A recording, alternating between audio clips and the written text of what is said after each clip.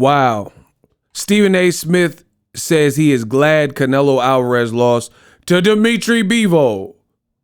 I'm happy he lost. Okay. He's a great fighter. I got him as the best in the world. He got outboxed thoroughly by BIVOL Saturday night. But nobody wanted to see that fight. We don't care. It's about the fights that we want to see. I think that Canelo should fight David Benavidez or Jamal Charlo. Okay, now Charlo might be a little bit too small for him since he moved up to light heavyweight to do this fight, and I don't see him fighting too much at the super middleweight division, but I'm tired of this guy being unblemished in his career, and these big fights Charlo is not getting. He deserves them. He should have them if he wants them, even if I wouldn't pick him against Canelo. He deserves the shot if that's what he wants. But this kid, David Benavidez, is special. And if there's a person that has earned the right to be in the ring against Canelo Alvarez, which would be absolutely positively box office, that would be a fight everybody would want to see. There is no reason. Would First Take go? For him. Hell yes. Okay. I want to go there. For Benavidez, Benavidez is the real deal. I love Benavidez, and I want to see, and he deserves a fight of this magnitude as well.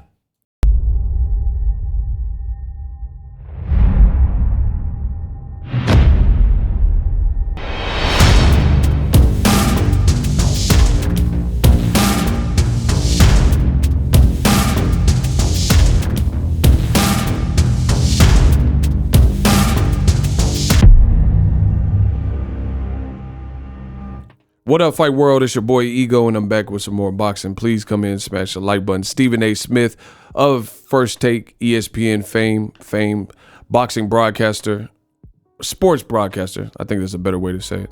And you heard at the beginning of this video, he says, I am glad Canelo Alvarez, hey, payday, you want payday. I know that. He said he's glad Canelo Alvarez lost, and BIVOL boxed his ears off. Basically, you heard the clip, so I'm just going to be paraphrasing here. He said BIVOL definitely dominated and won, and I'm tired of Canelo being unblemished by fighting guys that nobody wanted to see, so I'm glad he lost. He should have fought Charlo, who's deserving of a fight, or he should have fought a guy who's absolutely deserving of a fight, which would also be a blockbuster fight, says Stephen Espinoza, or Stephen A. Smith, excuse me, and that's David Benavidez. That's what we're going to talk about. And I agree. Of course I agree, because I'm the one that told you that. I told you the walls for Canelo Alvarez are closing in, and now we're at that point. Canelo took shorter money, $15 million guarantee to fight BIVOL, an unheralded name, an unknown name here in America, a guy who speaks some English but is more comfortable speaking Russian. He's from Russia, while Russia in the world scene is invading Ukraine. So many companies from Starbucks to Shell to Netflix to McDonald's pulled out of their business dealings and stopped operations in Russia at the moment while this is going on, because they felt it would be a bad look. For whatever reason, DAZN said, you know, to hell with that, we're going to continue going on with this fight. So they pushed on with the fight. I thought the fight would probably get canceled, and I told you that on my channel. Speaking of my channel, in the last 30 days in the month of April, 50% of the people that watch my content subscribe. The other 50% did not. So let me know what I can do to earn your subscription. I cover boxing. My name is Ego. This is your #1 shop for that. I give you all access. Your access is granted. This is everything boxing. So subscribe. You can always unsubscribe if you don't like it. Back to it. So despite what's going on in the world with Russia invading Ukraine and, you know, these sensitive issues, DAZN said we're going to press on with the Canelo fight. You guys see from this picture how it all played out.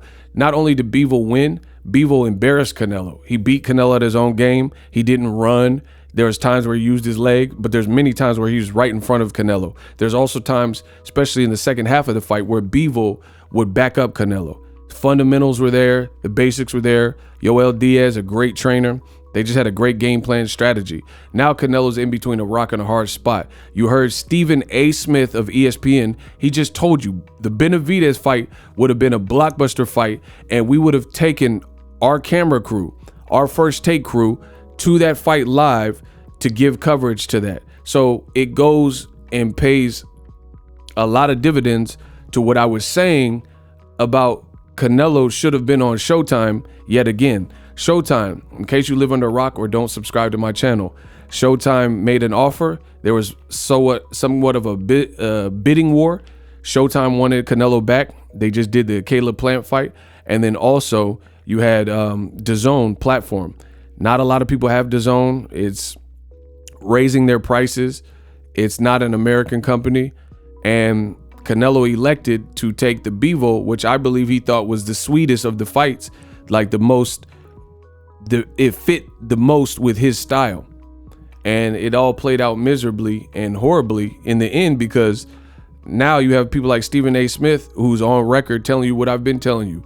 David Benavidez and Charlo, those guys deserved the fight. Yet and still you had a British promoter in Eddie Hearn who works with Canelo, and he was saying the polar opposite. He said, it's not a big fight and Charlo doesn't deserve Canelo. What's he done? And all these old media talking points. But men lie, women lie, numbers don't. I guarantee you the BIVOL numbers will not come out because the fight wasn't even well promoted. The fight itself turned out to be a good fight. The undercard sucked in my view, and it was an upset.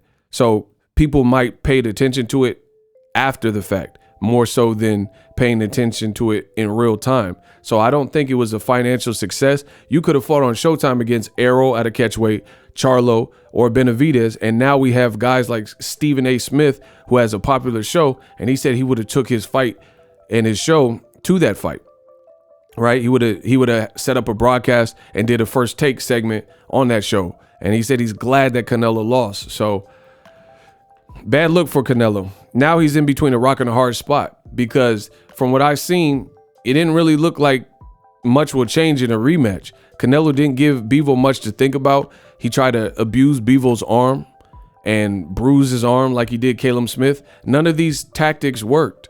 He tried to box. He tried to bait BIVOL in. He tried like, come on. He tried to counter BIVOL. He never hurt BIVOL. So it leads me to believe, what is he going to do in a rematch? So if he ducks the rematch, that looks bad, because you said you beat him. You claim you beat him. Why would you not want the rematch? If you take the rematch to 168, but you claim you beat him at 175, that also looks bad. And even though this is no disrespect to BIVOL, even though he won, I don't think it's a big fight, even though rematch.